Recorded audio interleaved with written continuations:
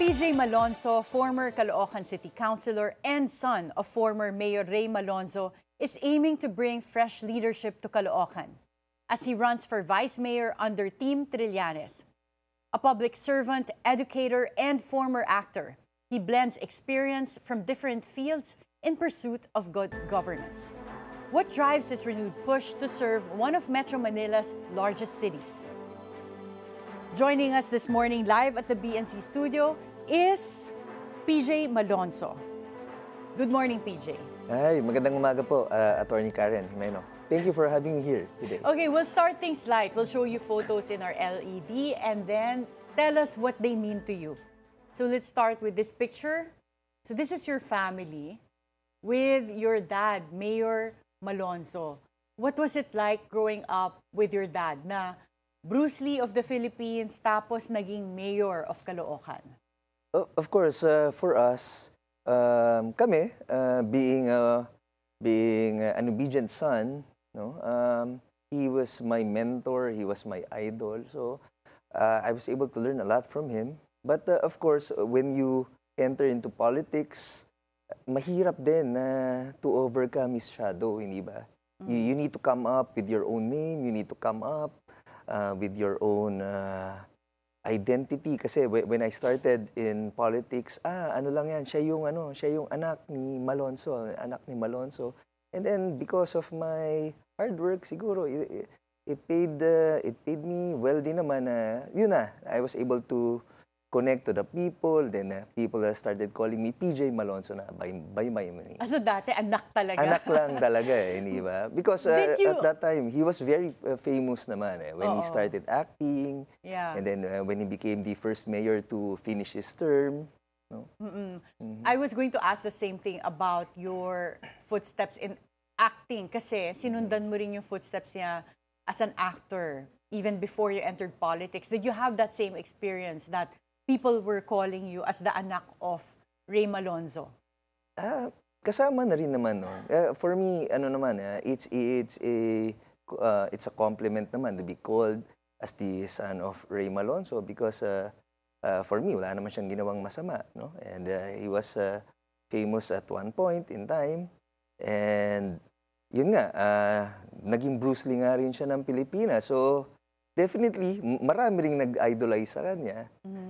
I was able to do several movies. I was able to appear several movies, but short-lived yung aking yung aking career when it comes to showbiz. I can see the influence of your dad on you. What about your mom? Ano yung pinakamalaking influence niya sa'yo? Yung pagpapalaki niya sa akin. No? Actually, naging artist din. Naging artista rin ang aking nanay Doon nga sila nagkakilala. So family of artistas pala kayo. Doon nga sila nagkakilala. Okay. And let's look at the next picture. Since we're talking about artistas, these are your ninongs. Puro sikat. You have Lito Lapid, George Estregan, Dante Varona. Sino ang mga sikat mo naman na ninang? Actually, I cannot remember anymore. So, yung mga nasa pictures natin, when I was born, sila yung mga naging ninong ko. Wala na. I cannot really remember, sorry. Siguro closest ka talaga sa mga ninong. Bakit puro artista yung mga ninong mo? Well, at that time, 1980s when I was born, syempre kapanahunan, kasikatan ng aking ama. So, dahil nasa showbiz industry sila, yun na rin. Yun yung mga kaibigan yung mga naging kasama niya, mga naging kaibigan. And ang aking ama naman, started with Lito Lapid. Mga stuntman sila nun di ba? Ronnie Ricketts, Dante Barona. Sila lang ang mga ninong mo ba na sikat? Or meron pang iba na hindi namin nasama dito? I cannot really remember anymore. Sorry, Attorney Okay. Karen. Close pa rin kayo. Close ka pa rin sa mga ninong mo. Meron naman. Lito Lapid is running for Senate. Yes, right since now. you're both in politics now, do you consult with him or ask for his advice? From time to time, we get to communicate with each other. But I'm hoping also na sending good luck sa ating campaign. Okay, let's look at the next picture. This is the movies that you've been in. And maraming sikat na movies. You have Captain Barbell, Fantastic Man, and Homecoming. Which one among these is your favorite? Yung ating Captain Barbell because it's a dream come true for everyone, di ba? To be in the stage and then you perform as a as a superhero. Everyone would like to become a superhero. Eh. Ano ka dito na superhero? Actually, ano lang tayo dyan, no? Beat role lang tayo, no? So yung scene natin dyan, parang nananaginip si Regine Velasquez as Darna. And then gusto niya makipag-date kay Captain Barbell. So, dahil busy sila, walang time to date each other, dumating ako. So, I came to the rescue na, sige, ako nang bahala rito sa mga bad guys, mag-date na kayo, something like that. Okay, so very interesting. And do you see any of your kids following your footsteps either in politics or acting? Hopefully, they would be also interested. But my youngest son, my son was already into several mga ads. Okay. Anong mas gugustuhin mo for them? Acting or politics? It would depend on their dreams. No? Kami naman, I don't want to impose any kung anong pinapangarap nila, kung anong magiging masaya para sa mga anak ko. Doon that's sila. Wonderful. Ikaw naman, would you prefer to stay in politics or kung may opportunity ba, would you still make a movie? If I'll be given the opportunity to serve Caloocan, once again, siguro I would focus myself serving the people. So public service na. Let's look at the next picture. So you did serve as City Councilor of Caloocan from 2016 to 2022. What were your 3 biggest accomplishments? I started 2016. I was part of the majority. I was part of the administration back then. So, siyempre, yung mga executive measures, we became part of the legislation. But then, 2019 comes. So, basta, it's a long story, no? Politics. Then, I became one of the minority. Naging minority ka. There was this one point in time na naging lone opposition ako.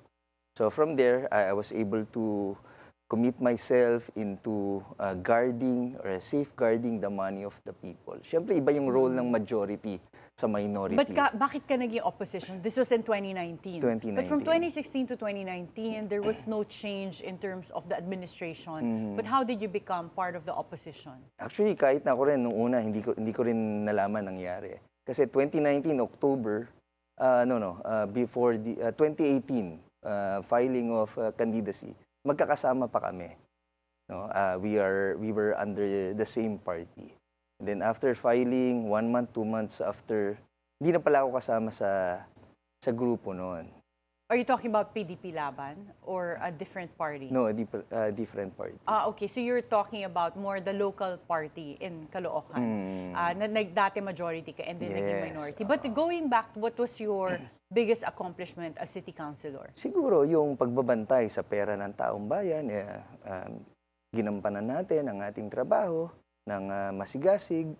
And at the same time, I was able to file several ordinances that could mean so much to the people. Yun nga lang, dahil hindi siya priority ng administration back then, hindi siya na-approve.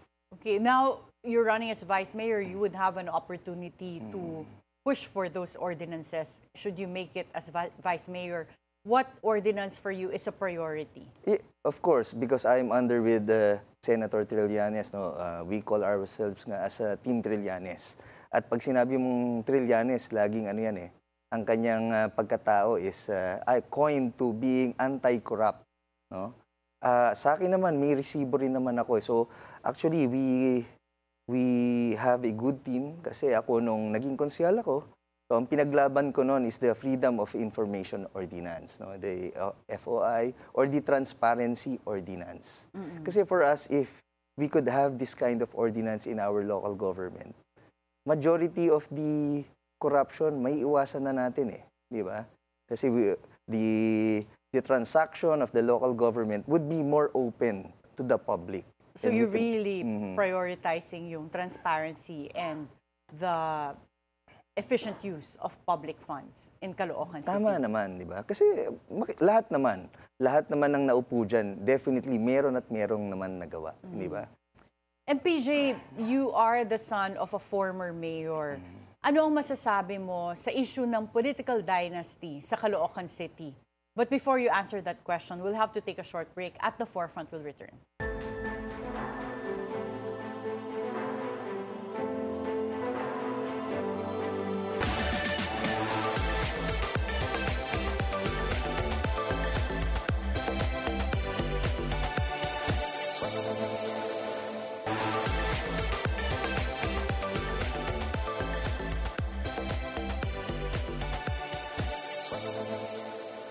Welcome back at the Forefront. PJ, anong masasabi mo sa issue ng political dynasty sa Caloocan City? Sa Caloocan, yung political dynasty, at one point, nagkaroon ng Caloocan di ba? Mga panahon ng Asistio, they've been there for 3 decades. Kaya 3 decades pala, 30 years. 30 My goodness, years, okay. No? Kaya nga, nagkaroon ng mainit na usapin noon. Nung pumasok yung father ko, no, he was able to break the dynasty of the Asisios back then. Kaya sila yung, when it comes to national elections noon, ang Caloocan laging mainit when it comes to Malonzo and Asisio. And then afterwards, after namang father ko, no, nagkaroon ng Echeverry. And then now, here comes the dynasty naman of the Malapitan. Sa akin naman, kung tutusin, ang dynasty naman, hindi naman siya talagang ganong masama in terms. No? Kung maganda naman ang performance ng dynasty, then so be it. There are other cities, other areas na maganda naman ang kanilang performance even though merong dynasty. But for me, kasi kung kukumpitin natin yung pera ng Caloocan natin, malaki na rin naman nahawakan ng mga current administration. Objectively, kaninong administration yung masasabi mo na malaki yung improvement ng Caloocan? It would actually depend. No? Objectively, of course, sa akin masasabi ko, sa father ko, ang major development sa kanya nung time niya was the North Caloocan. Mahirap kasi ipaliwanag ang development sa Caloocan. Kasi we have this, para kaming Korea We have this North Caloocan and this South Caloocan. Hindi ko alam yun, Usually, when you say Caloocan, the first thing that will come into your mind is the Monumento side. Ito yung nasa South Caloocan. Tapos, may division din ba in terms of higher earning capacity, yung North and South? Meron, kasi yung North Caloocan is more of residential area. Yung North Caloocan kasi doon siya after Fairview. Doon siya sa Bagong Silang. So, ang history ng North Caloocan, yung mga nare-relocate sa atin, kadalasan doon nadadala sa North Caloocan. So, in terms of pangangailangan, poverty rate, mas maraming pangangailangan sa North Caloocan. And there was a point na una, ang mga taga-Caloocan lang, mainly, nandun sa Monumento side. Ngayon, baliktad na. Twice na yung population dito sa North Caloocan. Kaya there's really no concrete formula on how to solve the issues of Caloocan when we talk about poverty. So, pero ironic, no? Because I know that back in the day, one of the expensive subdivisions is also in Caloocan, like Grace Park, for example. So, ngayon, since Caloocan, as you said, sa North ay maraming nangangailangan, mas mataas yung incidence of poverty.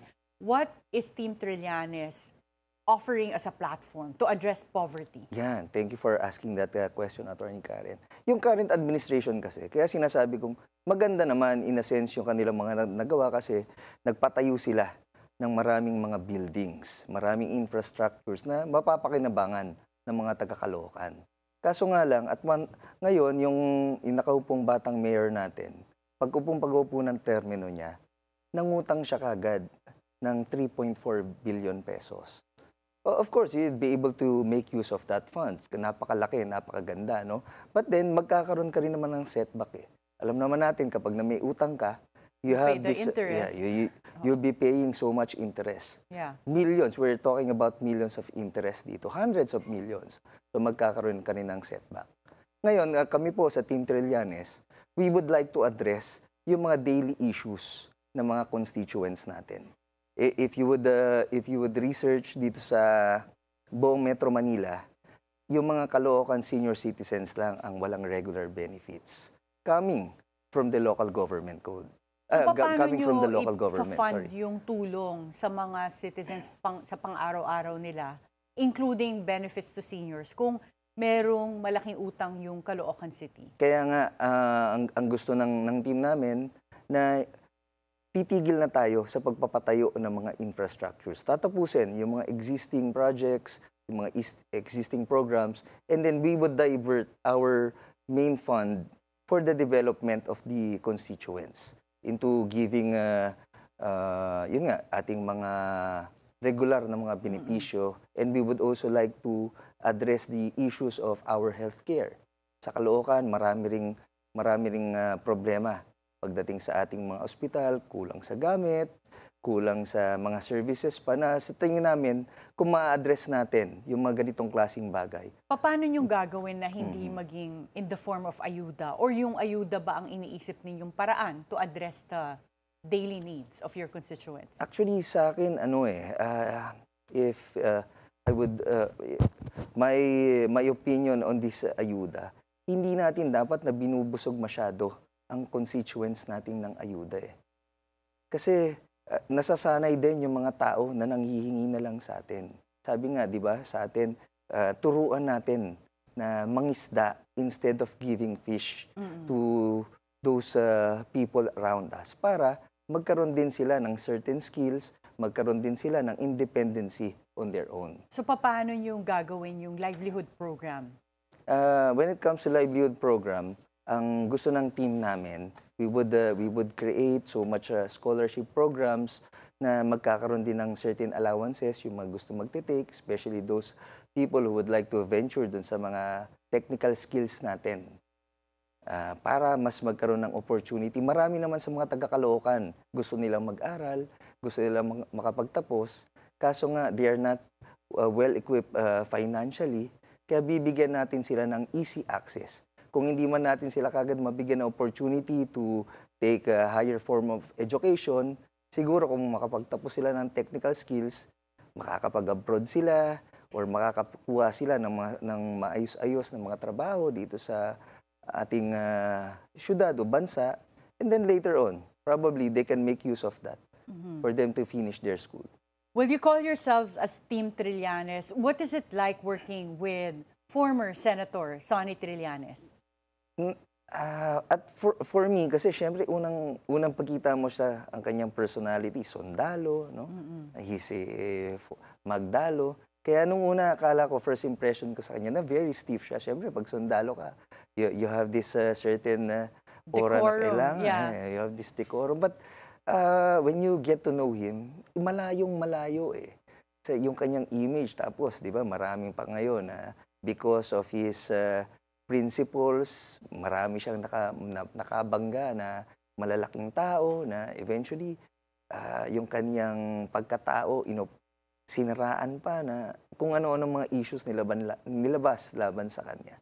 So I'm going to address that comment kasi you have been avoiding names as well. But Senator Sonny is very public in terms of calling for the accountability of former President Rodrigo Duterte. He has appeared as well in the Quadcom hearings. Tapos meron pa siyang mga minention na bank accounts. Do you find that to be a baggage when you're doing your campaigning for the 2025 elections? Na-affect ba kayo as Team Trillanes? Of course, there's this certain polarity. Hindi naman natin may iwasan na sa Caloocan, marami rin namang supporters si President Duterte, di ba? But yun din ang nakita kong isa namang kagandahan sa personality, sa character ni Senator Trillanes because from the day one, hindi naman nagbago yung kanyang mga statements until now. Kung ano yung sinasabi niya, pinaglalaban niya nung umpisa, yun at yun ang kanyang statements. So he was very constant, he was very firm of his research and his statements. So yung kanyang pagiging constant, it would show na yung kanyang ipinaglalaban, alam niya at tama yung ang kanyang mga information at pinagsasabi. Do you share the same views politically? Most of his views, yes, I do follow. So talagang magkasundo kayo when it comes to your platforms. Pero yung mga ibang issues that he's involved in, do you also share his views on those? When it comes to national issues, we don't talk really that much. Kasi we would like to focus on our local platforms. Kasi for me, ang aking perception dyan, ang mayor, vice mayor, ang analogy ko dyan, parang mag-asawa eh.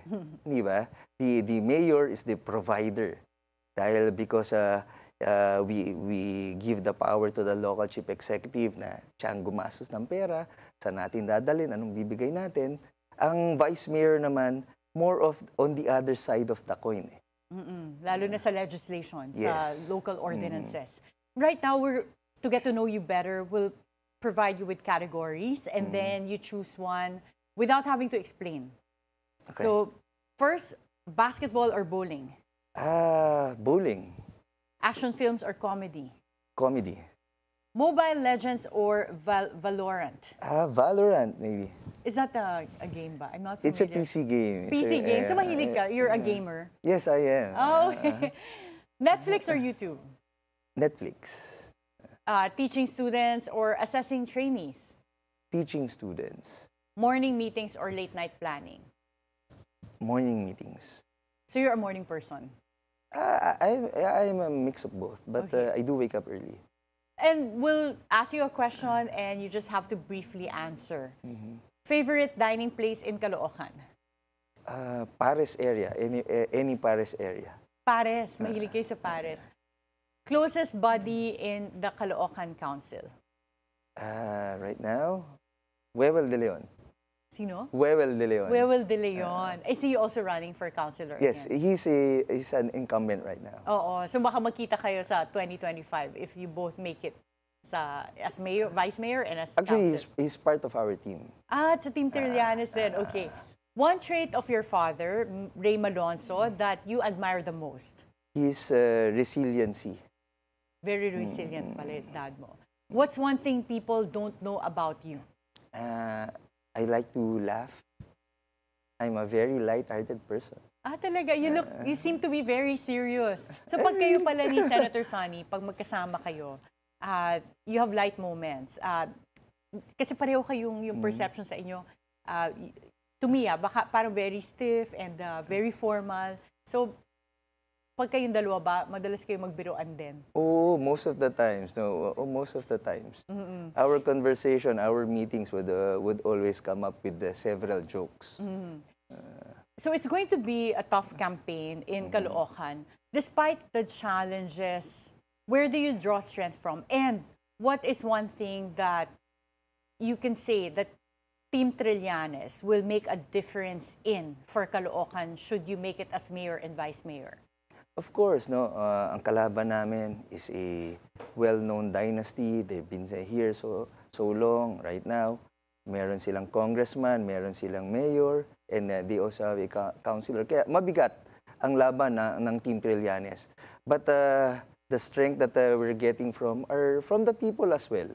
Kasi kung hindi naman maganda yung pagtanggap sa amin ng tao, kung hindi naman nila na-appreciate yung aming programa, wala namang haharap sa amin eh. Wala namang tao na magsusuporta sa amin. Ngayon, nakakaranas kami ng iba't ibang mga harassment. But still, we're drawing our strength from the people dahil nakikita rin namin yung kakulangan na hindi na po provide ng current administration. What would you see as your lasting legacy? My legacy is to eradicate poverty one step at a time. Thank you so much, PJ Malonzo, and good luck in the upcoming elections. Thank you so much, Attorney Karen, for having me here. PJ Malonzo seeks to carve his own path in public service, grounded in his family's legacy and his passion for community development. With a vision centered on transparency, education, and empowerment, he aims to bring fresh energy to Caloocan City's leadership. As the city prepares for the upcoming elections, will the people rally behind this next-gen politico?